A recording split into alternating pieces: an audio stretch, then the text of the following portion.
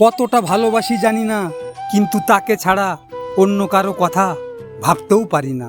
নিজেকে বিশ্বাস করতেও কষ্ট হয় যখন মনের মধ্যে স্থান পাওয়া মানুষটাও স্বার্থের জন্য বেইমানি করে। সত্যই খুব কঠিন নিজের মনের অনুভূতি অন্য কাউকে বোঝানো। কেউ থাকে না, কয়েক দিনের জন্য আসে, অনেক ভালোবাসা দেখায়, তারপর আবার চলে যায়। আঘাত ভুলে গেলেও আঘাতকারীকে ভোলা যাবে না, কারণ ক্ষত শুকিয়ে গেলেও দাগ কিন্তু মোছা যায় না। শরীরের অঙ্গ কেটে ভালোবাসা প্রকাশ করা বোকামি। যার কাছে চোখের জলের কোনো মূল্য নেই, সে আবার রক্তের দাম দিবে কিভাবে? জীবনে কারো কাছ থেকে কষ্ট পেয়ে থাকলে তুমি তাকে কষ্ট দিতে যেও না। দেখবে একদিন সেই মানুষটাই তোমার থেকে পাওয়া সুখের মুহূর্তগুলো মনে করে কাঁদবে।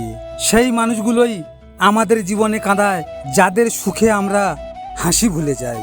যদি ভুল ট্রেনে উঠে পড়ো, তাহলে পরের স্টেশনে নেমে যাও, কারণ ট্রেন যত দূরে যাবে তোমার ফেরার কষ্টটা তত বেশি হবে। তুমি কোথায় পাবে এমন মানুষ যে তোমাকে পাওয়ার জন্য দু হাত তুলে সৃষ্টিকর্তার কাছে অসহায়ের মতো কেঁদেছে? আপনি সেই লড়াই কখনো জিততে পারবেন না যেখানে শত্রু আপনার আপনজন। বেঈমানকে গালাগালি না দিয়ে ধন্যবাদ বলুন, কারণ তাদের কারণেই তুমি মানুষ চিনতে শিখেছ। আজ যে তোমাকে অবহেলা করছে, ধৈর্য ধরো, একদিন তোমাকেই তার বেশি প্রয়োজন হবে।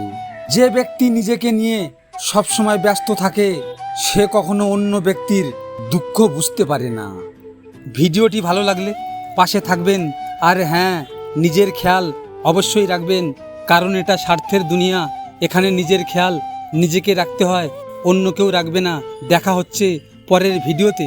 ভালো থাকবেন, সুস্থ থাকবেন।